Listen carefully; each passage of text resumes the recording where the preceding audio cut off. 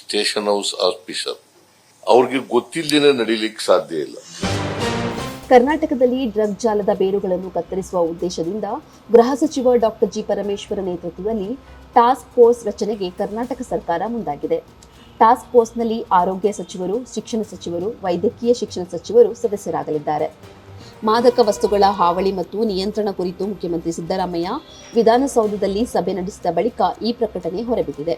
ಗೃಹ ಇಲಾಖೆ, ಆರೋಗ್ಯ ಇಲಾಖೆ, ವೈದ್ಯಕೀಯ ಶಿಕ್ಷಣ ಇಲಾಖೆ, ಗ್ರಾಮೀಣಾಭಿವೃದ್ಧಿ, ಸಮಾಜ ಕಲ್ಯಾಣ ಇಲಾಖೆ ಸೇರಿ ಹಲವು ಇಲಾಖೆಗಳ ಸಚಿವರು, ಅಧಿಕಾರಿಗಳ ಜೊತೆ ಉನ್ನತ ಮಟ್ಟ ಸಭೆ ನಡೆಸಿ ಹಲವು ತೀರ್ಮಾನಗಳನ್ನು ಸಿದ್ದರಾಮಯ್ಯ ತೆಗೆದುಕೊಂಡಿದ್ದಾರೆ.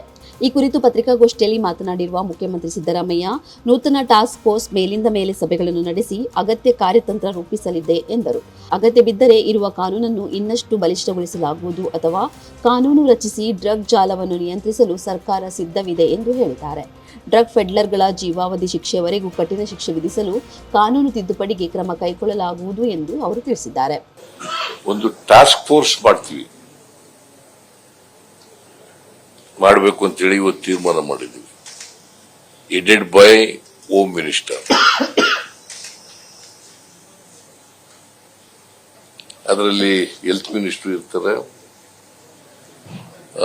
ಎಜುಕೇಶನ್ ಮಿನಿಸ್ಟರ್ ಇರ್ತಾರೆ, primary education, higher education, social welfare department, medical, ಅದೇ health department, medical education department, ಇವರೆಲ್ಲರೂ ಕೂಡ ಸದಸ್ಯರಾಗಿರ್ತಾರೆ. ಒಡಿಶಾ, ಆಂಧ್ರಪ್ರದೇಶ, ಉತ್ತರ ಪ್ರದೇಶ ಸೇರಿ ಹಲವು ರಾಜ್ಯಗಳಿಂದ ಮಾದಕ ವಸ್ತುಗಳು ಕರ್ನಾಟಕಕ್ಕೆ ಸರಬರಾಜು ಆಗುತ್ತಿದೆ. ಇದನ್ನು ನಿಯಂತ್ರಿಸಲು ಹೊಸ ಕಾರ್ಯತಂತ್ರ ರೂಪಿಸಲಾಗುವುದು.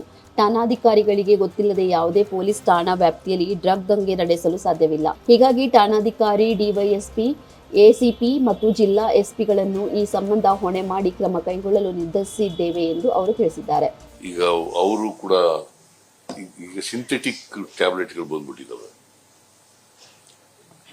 ಡ್ರಗ್ಸ್ ನಲ್ಲಿ ಸಿಂಥೆಟಿಕ್ ಟ್ಯಾಬ್ಲೆಟ್ಸ್ಗಳು ಬಂದ್ಬಿಟ್ಟಿದ್ದಾವೆ. ಗಾಂಜಾ ಒಂದು ಭಾಗ, ಇದಲ್ದೇನೆ ಈ ಗಾಂಜಾ ಇವೆಲ್ಲ ವಾಸನೆ ಬರ್ತವೆ, ಇದು ವಾಸನೆ ಬರಲ್ಲ. ಸೊ ಇಂಥವೆಲ್ಲನೂ ಕೂಡ ಕಂಟ್ರೋಲ್ ಮಾಡ್ಲಿಕ್ಕೋಸ್ಕರವಾಗಿ ಇವರೆಲ್ಲರೂ ಕೂಡ ಇರ್ತಾರೆ.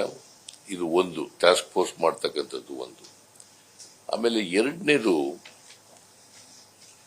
ಈ ಪೊಲೀಸ್ ಸ್ಟೇಷನ್ ಹೌಸ್ ಆಫೀಸರ್ ಇರ್ತಾರಲ್ಲ, ಸ್ಟೇಷನ್ ಹೌಸ್ ಆಫೀಸರ್ ಅವ್ರಿಗೆ ಗೊತ್ತಿಲ್ಲದೇನೆ ನಡೀಲಿಕ್ಕೆ ಸಾಧ್ಯ ಇಲ್ಲ.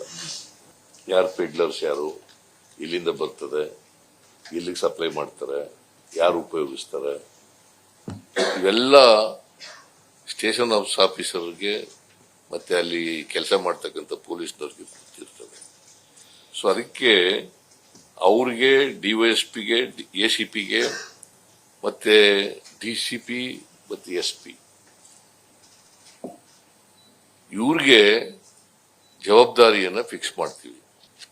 ಬೇಯ್ಲು ಸಿಕ್ಕಬಾರದು, ನಾನ್ ಬೇಲಬಲ್ ಅಫೆನ್ಸ್ಗಳು ಮಾಡಬೇಕು.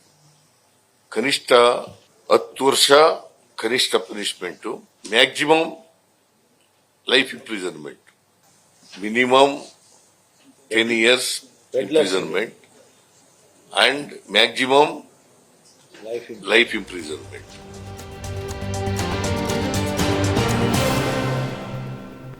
ಹೆಚ್ಚಿನ ಸುದ್ದಿ ಅಪ್ಡೇಟ್ಗೆ ಈಗಲೇ the federal Karnataka YouTube page ಅನ್ನು ಸಬ್ಸ್ಕ್ರೈಬ್ ಮಾಡಿ.